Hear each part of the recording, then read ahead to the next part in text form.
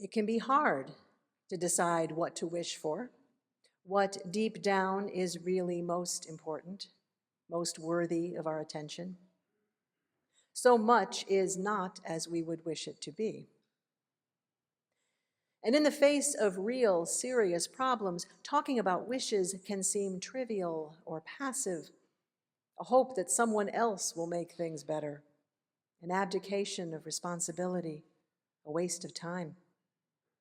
For those of us who aspire to greater acceptance of what is in our lives, wishing seems counterproductive. And yet, there is a deeper truth about wishing. We all do it. And whether or not they come true, whether or not we can even name them, whether or not we choose them wisely, our wishes are powerful. They take up our attention, make us feel unsatisfied, and affect how we are in the world. But wishes can also orient us toward a better future. They can be cracks in our understanding of the world, little windows into the possibility that, although things are not as we would like, it doesn't have to be this way. Change can happen. And with the discipline of thoughtful wishing, our wishes can inspire commitment and action even when there is no clear path forward. Our story this morning is about taking our wishing seriously because our wishes matter. What we wish for becomes what we pay attention to, and what we pay attention to has a way of becoming who we are. But choosing can be hard. There are many forces working to shape our wishes for us, to convince us to take on wishes that are not our own. Our families might do this with their expectations for us. And the world has many ways of telling us what to wish for. No matter how much we already have or how healthy or happy we may be, we are constantly being told to take on wishes for more, new, different, the latest distraction, and to set aside our wishes for our planet, our country, our well-being, and each other. And getting caught up in the noise of other people's wishes for us can make it hard to tend our own. It can even be dangerous. In James Fowler's classic book, Stages of Faith, he shares this story. During the rise of the Nazis in Germany, there was a brilliant young architect named Albert Speer. His deep desire, his big wish, if you will, was to make a name for himself building magnificent buildings. Hitler gave him that opportunity, and he built wonderful buildings. He was so good at his job that he was put in charge of all the building programs and the whole organization of weapons and materials. His work has been credited with extending World War II by 2 years. Along the way, he approved the use of slave labor, which eventually got him convicted for war crimes and 20 years in prison. While in prison, Speer wrote about what happened. He didn't realize it at the time, but he had become obsessed with being Hitler's architect. He never saw or admitted to himself the cost of committing to that wish. Only when he was all alone in prison did he finally take the time to reflect and understand what he had done.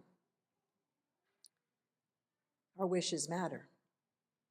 Whether or not we articulate them to ourselves or anyone else, our wishes show up in how we spend our time and what we do with our lives, and they affect the world around us.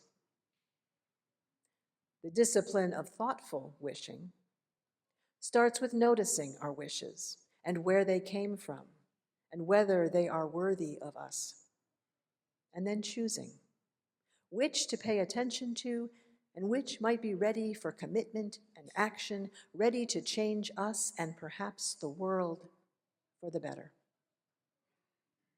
Take your time thinking about it. What would your wish be? And that is the question behind the activity that we're offering to you now. When you came in, if you are here in Community Hall, you should have received a piece of yellow paper, like this, and something to write with. If you didn't, please raise your hand and an usher will bring them to you. I see one over here. The first step is to choose your big wish. It doesn't have to be your forever wish, but one that calls to you in this moment. Perhaps it's a wish for your own life, your family, this church community, your town, the world. Any wish you like. A wish that you want to pay attention to and perhaps nurture into becoming a commitment and an action. And then, if you're here in person, please write or draw your wish on the yellow paper. You can also ask someone near you to write it for you. I'm going to ask you to not put your name on it. And please bear in mind that if you choose to follow through with this activity, and I do hope you will, your wish might be seen by someone of any age. It is not necessary, you got it, it is not necessary that everyone understand your wish, just that it be appropriate. If you're online and you would like to share your wish, you may put it in the chat. While you are thinking and writing or drawing, there will be some music, but feel free to say your wish out loud, to share it with somebody nearby, or just sit quietly with your wish. Perhaps give it your undivided attention for a moment. We'll give you a minute now as Chris plays to choose your wish and write or draw it on the paper. 1, 2, 3. Wish!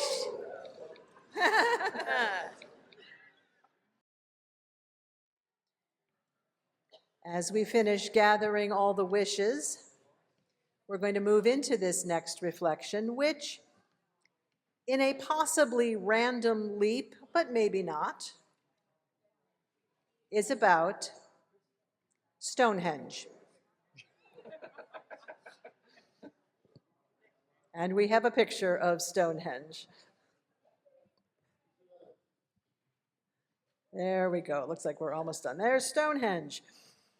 It's that ancient stone monument in England, made up of enormous carved rocks, some standing improbably upright and others held high in the air, all carefully aligned with the solstice sun.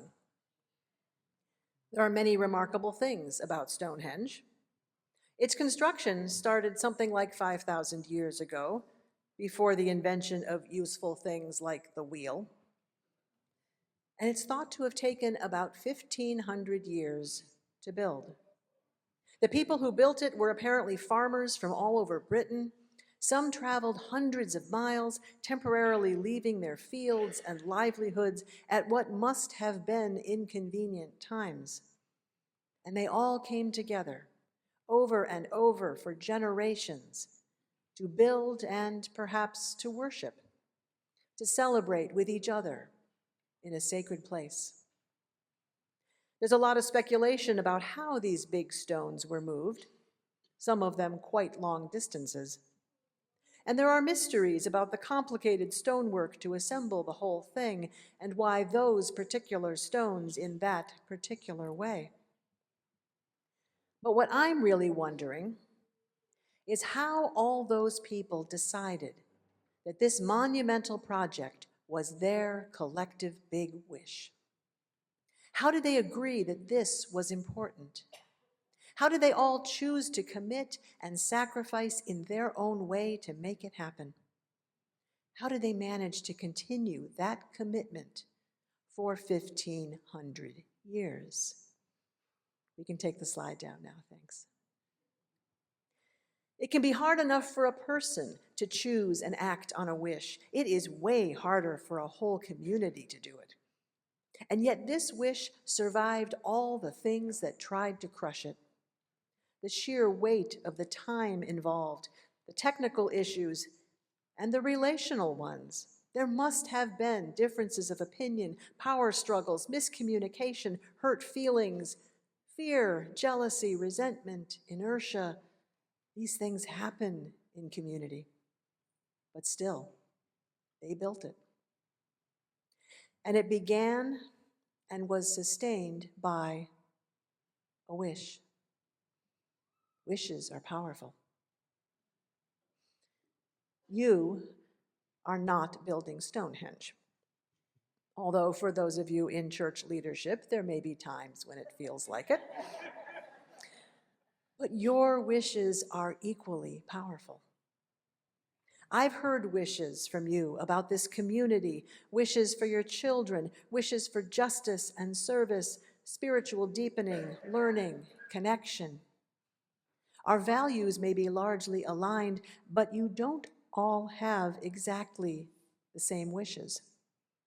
Just as I suspect none of the people working together to move those big rocks mile after mile agreed with every detail of other people's wishes. But when your wishes come together into big, communal, thoughtful wishing, you can do amazing things. Take your wishes seriously. For you, too, are building something monumental.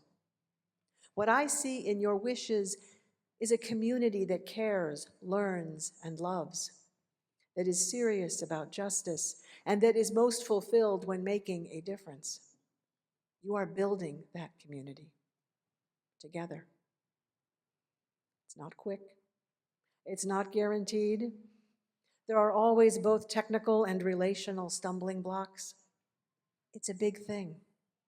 It takes you away from the rest of your life, often at inconvenient times. And it's never finished. But if we keep going, oriented by your big wishes, what you're building might just be a beacon for generations to come. Which brings us back to where we started. With those wishes that you have for yourself, with the discipline of thoughtful wishing, might there be a big wish that rises to the top for you? What might be different if you could orient yourself more fully toward that wish? There's a future in big wishes, yours and ours. May it be so. Amen.